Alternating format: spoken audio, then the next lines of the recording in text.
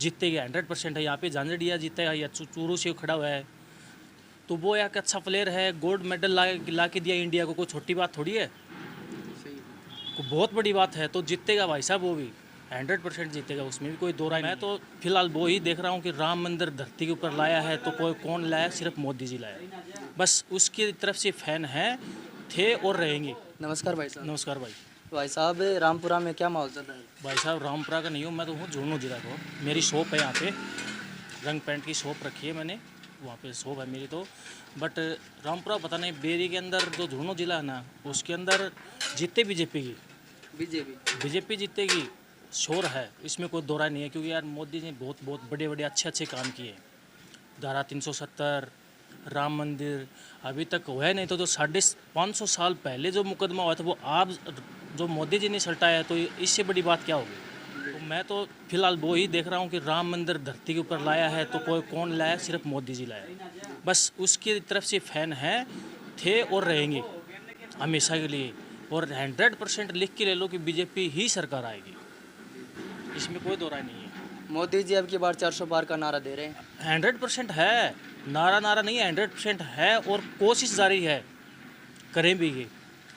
राहुल गांधी बोले थे जो इलेक्ट्रोल बॉन्ड है उनके ऊपर बहुत ज़्यादा धांधली हुई है, तो नहीं भाई साहब, ये तो आपको पता है, विपक्ष है, कुछ भी बोलेगा, लेकिन कोई भी फर्क नहीं पड़ेगा उस आदमी की, क्योंकि जनता पीछे है भाई साहब। तो जीतेगा 100% है। यहाँ पे झांझड़िया जीतेगा या चूरू से खड़ा हुआ है, तो वो एक अच्छा प्लेयर है। गोल्ड मेडल ला के दिया इंडिया को, कोई छोटी बात थोड़ी है, को बहुत बड़ी बात है। तो जीतेगा भाई साहब, वो भी 100% जीतेगा, उसमें भी कोई दो राय नहीं है। क्योंकि गोल्ड मेडल लाना, एक देश का नाम रोशन करना बहुत अच्छी बात है, तो इसलिए वो जीतेगा। और बीजेपी 400 पार है, 100% है, कोई दो राय नहीं है इसमें।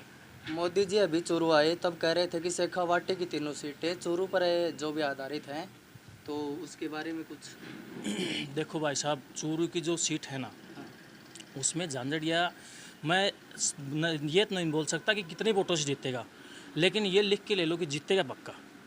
क्योंकि जो आदमी के, एक बताओ आप, एक बात बताओ, जो ये राहुल कस्वा जी हैं, इनकी दादा परदादा इन्हीं की थोड़ी है पार्टी, कुछ कि बंधी हुई थोड़ी है कि पार्टी इनकी दे दे, सारा कुछ इनको दे दें। तो किसी को तो मौका दे मिलना चाहिए।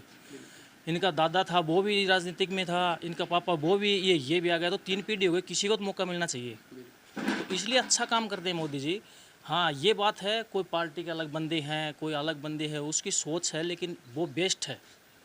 अरे यार, कौन जानता था विदेश में कोई इंडिया को जानता था, पहचानता था कोई? अब देखो जाके रुका पड़ता भाई साहब, कौन? Modi ji. Time of India news में कभी इंडिया का नाम भी नहीं आता था भाई साहब। हर दिन ऐसा दिन नहीं जाता कोई इंडिया का नाम नहीं आता उसमें। तो इसलिए यार मोदी जी कुछ तो है और किया है यार। कोई राम मंदिर का मुकदमा देख लो और देख लो, सब कुछ किया है भाई साहब। नहीं जनता, एक बात बताओ आप, जो आप काम नहीं किए होंगे उसने, तो 2 बार और बनेगा वो, और तीसरे के भी बनेगा अब की बार। कुछ तो किया जी, तो जनता पीछे है, बस इसलिए बोलना चाहता हूँ। और ये विपक्ष बोल रहे कि ईवीएम का लफड़ा है थोड़ा। एक बात बताओ, ईवीएम का लफड़ा होता तो मैं झुंझुनू जिले से हूँ, ठीक है, तो मेरा अभी कांग्रेस जीता हुआ है, पितराम काड़ा जी वहाँ पे विधायक हैं, तो उसको भी नहीं जीतने देते फिर तो। ईवीएम का बड़ा लफड़ा होता तो वहाँ पे बीजेपी जीतती, तो वो वहाँ पे कांग्रेस क्यों जीता? ये सब कुछ अफवाह भाई साहब, इसमें कोई दो राय नहीं है। उसको थोड़ी सी नीचे डाउन करने की इमेज है, लेकिन इमेज है ना उसकी, वो जनता की है भाई साहब, मन में इमेज है उसकी। जीत है और 100% जीतेगी, 400 पार जीतेगी, इसमें कोई दो राय नहीं है भाई साहब। तो जब चूरू में राहुल कस्वा की टिकट कटी और देवेंद्र झाझड़िया के पास टिकट गई, तो राहुल कस्वा ने कहा कि व्यक्ति विशेष के कारण मेरी टिकट कट गई। नहीं भाई साहब, ये एक बात बताओ आप, वही बात दोबारा रिपीट करनी पड़ेगी मुझे। उनकी थोड़ी बंधी हुई है सीट, कोई और किसी को नहीं है, कोई और जनता है ही नहीं यहाँ पे, वही है बस, कस्बा फैमिली है बस, कुछ है वो, और भी हैं, और भी उससे भी अच्छे हैं, तो उनको मौका तो मिलना चाहिए कम से कम। ये राहुल गांधी है, उसका दादा परदादा सड़दादा सभी उसमें, तो किसी को मौका मिलना चाहिए। तो भाई साहब मेरे, कुछ नहीं है, ये बोलने की बात है, विपक्ष है, विपक्ष तो कुछ ही बोलेगा, बट भाई साहब बढ़िया काम चल रहा है और 1 नंबर काम होगा, 400 पार जाएगा, 100% जाएगा, इसमें कोई दो राय नहीं है। यहाँ पे तो माहौल है बीजेपी का। और मैं तो झुंझुनू जिले से हूँ, मेरे दादाजी हैं परमवीर चक्र विजेता परमवीर पीरू सिंह। शेखावत, जो राजस्थान का फैट सेक्रेटरी मेरे दादाजी हैं वो। हाँ, इंडी गठबंधन कह रहा कि लोकतंत्र बचाओ। अरविंद केजरीवाल की जो अभी गिरफ्तारी हुई उसके विरोध में उन्होंने रामलीला मैदान में एक रैली की थी, जिसमें उन्होंने कहा कि लोकतंत्र बचाओ, नहीं तो लोकतंत्र खत्म हो यारो जाएगा। एक बात बताओ आप, दुनिया कमाई खाएगी, ठीक है, केजरीवाल तो देता नहीं गा, लेकिन खुद घोटाला देखो ना उसका। वो ईवीएम, कम से कम ईवीएम वाली वो आईडी नाम तो पीडी है, वो उसके कितनी बार पर्चा दे पे चाहे उसको, एक बार भी नहीं गया।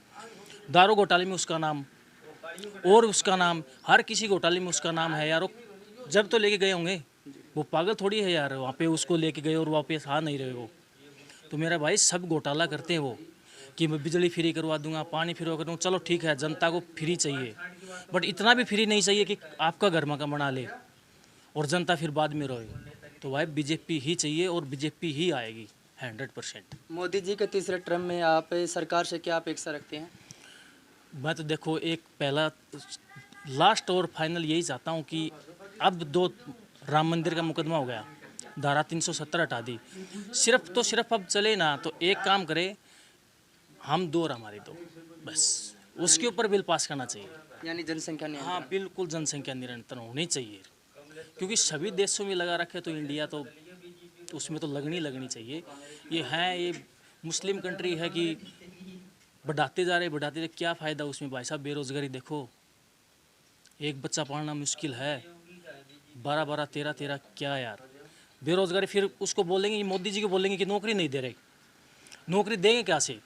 12 बच्चे हैं हम, सपोज करो, चलो हम तो 2 ही हैं, पर 12 बच्चे हैं, उसको नौकरी मोदी जी दे देगा? नहीं, 12 बच्चों को नहीं जाएगी, फिर भी बेरोजगारी को तो कम तो करना निरंतर, यही तो बोल रहा हूँ, तो निरंतर तो कम से कम ज़रूरी है भाई साहब, उसको तो निरंतर बस वो कानून तो बनाना ही चाहिए। और अब की बात वही अपेक्षा और करेगा 100%, 100 नहीं ना 99% मुझे लिख के ले लो भाई साहब। ये अगर एक बार प्रधानमंत्री बनेगा तो ये बिल्कुल बिल पास होगा। और भाई साहब मेरे शॉप के ऊपर ग्राहक आ रहे हैं, मैं अभी क्षमा मांगता हूँ, मुझे जाना पड़ेगा। बहुत बहुत धन्यवाद हाँ ठीक है भाई साहब, थैंक यू ब्रो।